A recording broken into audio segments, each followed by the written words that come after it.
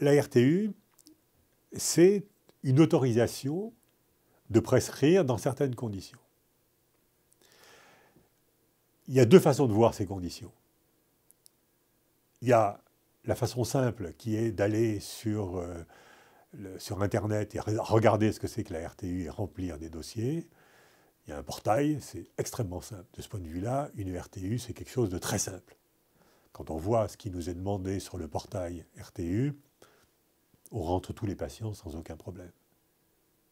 Parce que c'est très peu exigeant. Par contre, le libellé de la RTU est assez restrictif et contraignant.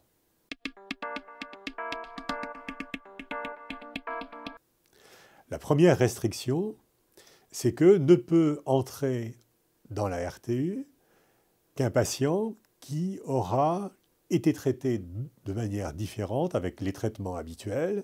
On ne dit pas si c'est médicamenteux ou psychologique ou cure, etc.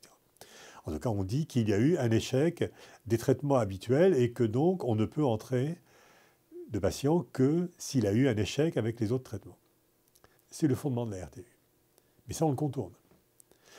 Pas toujours. La majorité des patients ont été en échec avec d'autres traitements.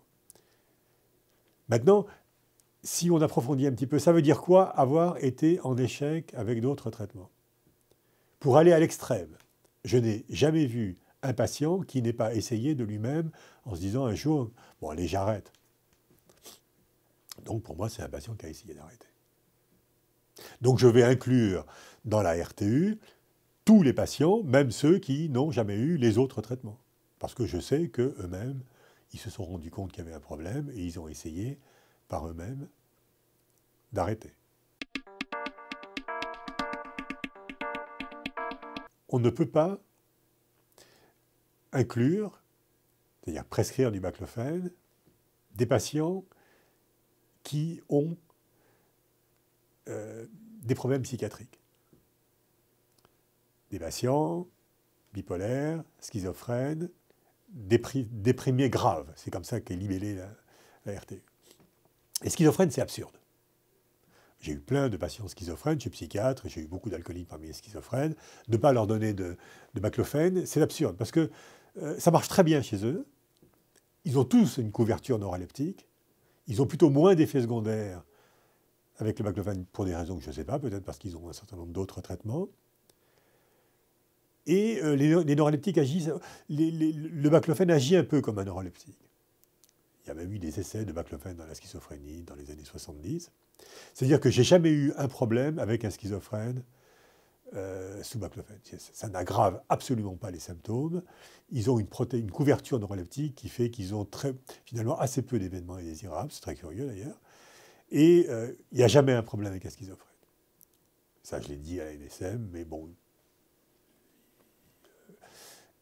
ils ne sont pas obligés de me croire. Les bipolaires, c'est plus ennuyeux.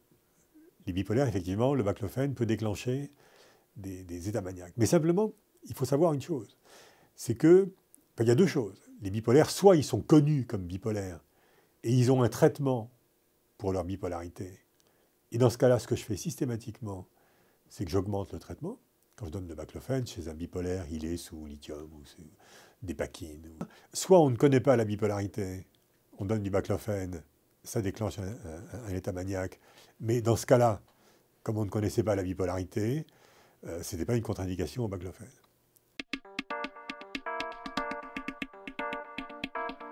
Et ça, je comprends que ça soit un problème. Mais j'ai donné du baclofène à des patients gravement déprimés. Je n'ai pas aggravé leur dépression.